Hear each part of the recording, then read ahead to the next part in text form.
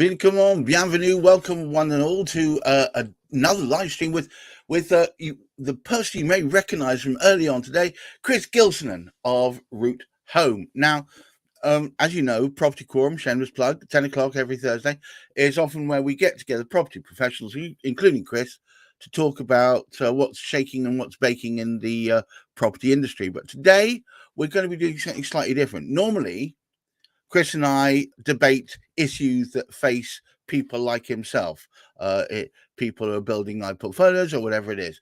Today, we're going to talk through Chris Gilsenan's Root Home model, how it is, what it's about, who it's for, and how it works, and how you get a return on investment. So welcome, Chris. I'm going to toss the caber firmly over to you and ask you how Root Home works and what is the proposition? Yeah, so I often get asked the question, what is it you actually do in property? Chris, I'm sorry, I can't hear a word you're saying. Oh, I don't know why. Yes, well, I'll tell you what, no, it's, I'll tell you what, I'm just going to busk this for a second while Chris is going to pop out and come back in again. How about that? Wonderful. We were talking just earlier. It's in the initiatives of the modern data network. So, guys, if you're watching, Chris will return shortly, hopefully, nice and audibly. But the worst comes to the worst, we'll restart the stream, having sorted out his audio issues. I'm sure it's going to be absolutely just fine. There we go. Good. We'll start again. Hello. Perfect. Everything back to normal. Unfortunately, it's the iniquity of the modern data network. So I'm going to redo that again. May I introduce you all to Chris Gilson of Root Home. You may have noticed him from early on today when we were part of Property Quorum, property professionals talking about what's going on, what's moving and shaking in the property market. Today, Chris and I would normally be discussing what's perhaps irritants and changes within the market that affect him. But today we're going to talk more about what his business is about, how it works, and how it provides return on investment. Chris, tell me more. So I often get asked the question, what is it you actually do in property? Obviously, property is quite a wide-ranging subject, and there are different ways of making money in property. So having been in property since 2006, 2007, we've gone through a variety of different strategies and settled on, after making lots of mistakes and figuring out what we don't like in property, sat down and had a conversation with our coach, who we meet on a monthly, and he's pushed us to go and have a look at the social housing niche, so certain areas in social housing. So the reason that social housing is a big deal is that there are lots of providers, registered providers, who have demand for property, but they have no desire to own the properties. So they may not have the capital, or they just do not have the interest to go and purchase those properties. So they rely completely on the private sector. So people like me. So I sit down and have conversations with registered providers, see what demand they have and what that looks like and what areas that translates into, and if that's something that I can provide. Certain providers that we work with, they have very consistent demand.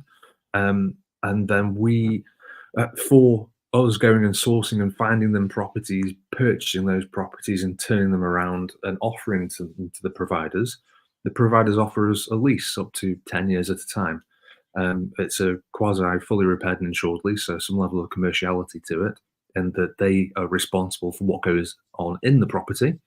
They manage they're obviously core and specialists at managing their service users, so they continue to manage their service users that they put into the property. So I have effectively a business-to-business relationship with the provider. So there's not necessarily the need to have a letting agent, or certainly the cost involved in using the letting agent at the same sorts of level, because the tenant is just that provider, and they're already taking on responsibility for what goes on in that property.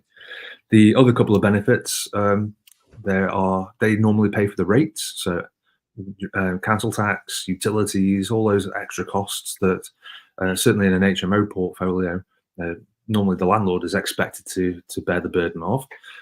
Again, those are passed on to the tenant.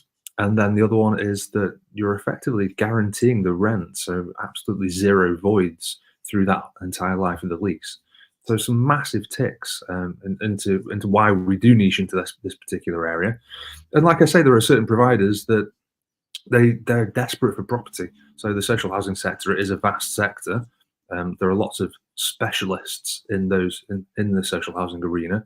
The registered providers and charities, they're normally set up to deal with a very specific set of complex needs for their service users. And that's really what they want to focus on doing. So I can completely understand that they don't want to try and find and own and turn around and develop their own portfolio. They'd rather just have something that's ready-made that they know is fit for purpose. It's right for them. We're going to get it right first time for them, and they can just take it from us on that long-term lease. So that's really the core of what we do. Let me ask you a couple of questions about that. First of all, let's do the obvious one. What's the demand level like for HMO in this country? So there are a number of sectors for HMO, and I'd say demand is high. Demand is high for a good quality product, and again, it depends on the niche. So you need to be making a product that's fit for purpose at the absolute very, very minimum. So, for example, we were talking earlier about how much the HMO market has developed and professionalized over the last 30 to 40 years. And so because of that, standards have gone up. So I remember when many years ago when I was in digs, the quality of HMO or shared houses was rubbish. It was terrible. Absolutely tough. I was there too, and horrendous. You'd look at that back then and say it was unfit for habitation. And really. How far it's come now is the quality of the professional HMO market servicing the 20 to 40-year-olds. If you go into a modern professional HMO now, the standards are at the level of a boutique hotel, 5-star hotel and plus. They're just astonishingly good. So yeah, it's come along and rightly so in a much higher, brought in a much higher level of standard.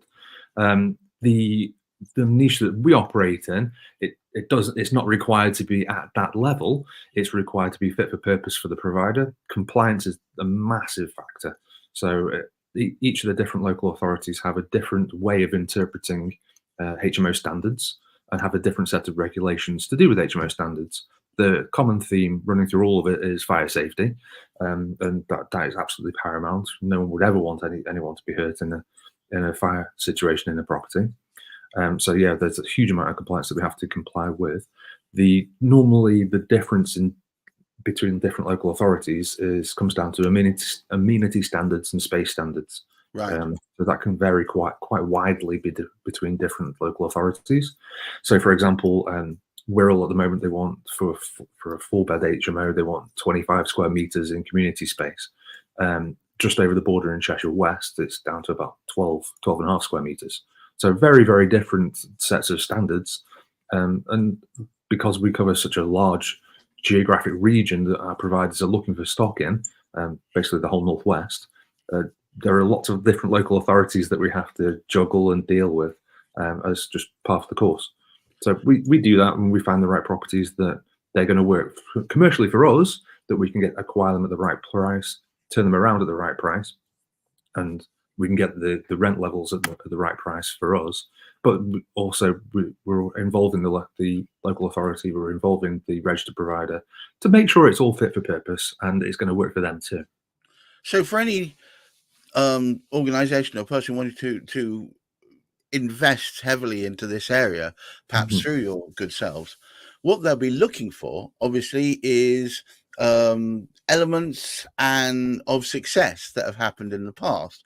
So you've done this on a number of occasions now. I mean, how long has it been that you've been using this model? In this particular niche, we've been at it for about 3.5 years. If anyone was looking to actually develop this from scratch, the starting point would be to verify and validate demand. So you do that by going and having conversations with registered providers, seeing what contracts are in place, what the longevity of those contracts are, because normally providers, they will have funding behind them, right. And you want to see what level that funding is at, what level of security that funding is at, how long that's going to go on for, and where the funding is even coming from. because just like a commercial lease, I guess, the strength of the covenant is in who the lease is with. Absolutely. So yeah, if it's, for example, I don't know, a small charity shop, an independent charity shop that's occupying a commercial building, that the yield is generally not as attractive as if it was a blue chip that's operating, taking a lease in a commercial property. So it's the same principles. I'm assuming that over that 3 years, it's been quite a steep learning curve. Oh, huge. It's huge. So we developed all sorts of relationships with different providers. We've, again, trying to monetize as many opportunities that come into our lead pipeline by looking at, will they work for one provider, not necessarily will they work for another provider. That's been quite challenging for us. Some of the providers that we work with, well, the ones that we've tried to work with, rather, they've been difficult in their demand swaps and changes. Right. The providers that we do have and relationships with, and we've had consistent relationships with, their demand has stayed consistent, and their requirements have stayed consistent. So they're not swapping and changing their mind every 10 minutes. Consistency is the key word here, right?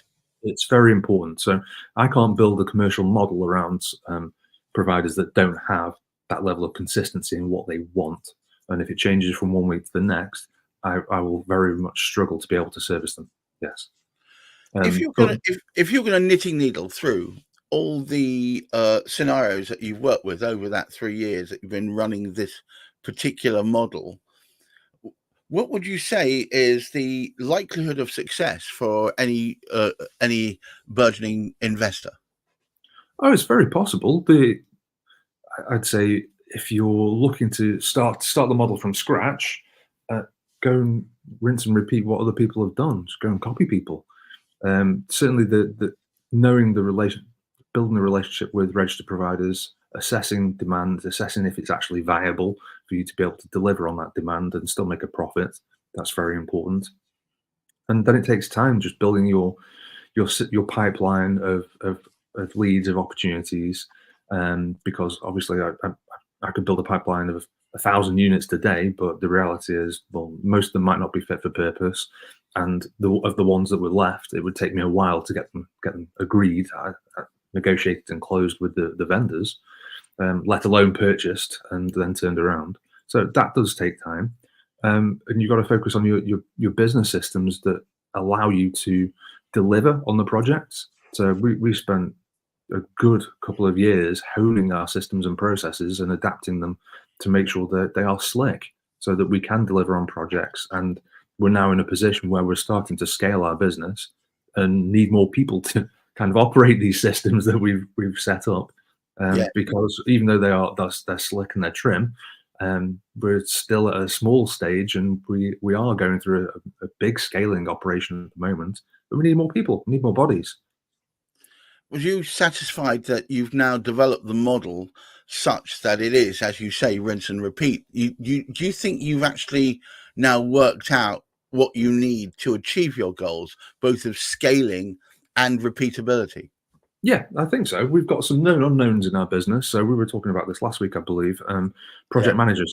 That's so critical to actually helping you scale your business and making sure you have bodies on the ground that are not just capable, but can actually assist the business to deliver on what it's trying to achieve.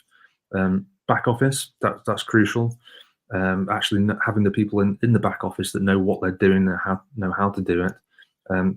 You'd think they're low-level processes, but they're not. They're absolutely pivotal to the success of the business. Another unknown for us as we start to scale is an FD. So we definitely need a financial director at some point as we start to go through this expansion of what we're trying to do.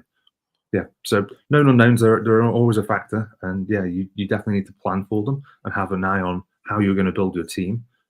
Team building is absolutely paramount. So you feel like the future is rosy for Root Home, and you've got the plans in place to move it forward. So if you'd like to summarize, just so we can wind this up, what is it that Root Home offers and why is it successful? I'd say our customers, we have multiple levels of customers. The registered providers being one huge element of our customer base, that we're reliable, I guess. We deliver on what we say we're going to do. So having that two-way relationship is really important. That they say they want stuff, and they say they will take stuff that we get lined up for them. That's absolutely pivotal. But yeah, it's again, we talk about this so often. It's the relationship side of things. It's so important to keep those relationships healthy and honest, and honesty, integrity. They're absolutely fundamental to how we operate. Authenticity, integrity, I think, are the two key elements here, and I think, yeah, I think repeatability. yeah, I think authenticity is almost an output of honesty and integrity. That you do what you say you're going to do, and you're true to your word. And as a matter of fact, you are being authentic and true because of that. Well, look, thank you so much for taking time out to talk to me today, Chris. As Pleasure. ever, Chris Gilsenan of Root Home, providing you with an amazing opportunity for those looking to invest in a repeatable rinse and repeat format that he has honed over the last 3 years. Many thanks for your time, Chris, and I look forward to further conversations talking about what's going on in and around property that affects you. But also, I'll say to everyone out there, please make sure you have a thoroughly satisfactory Friday, and also look after your mental health. Bye-bye now.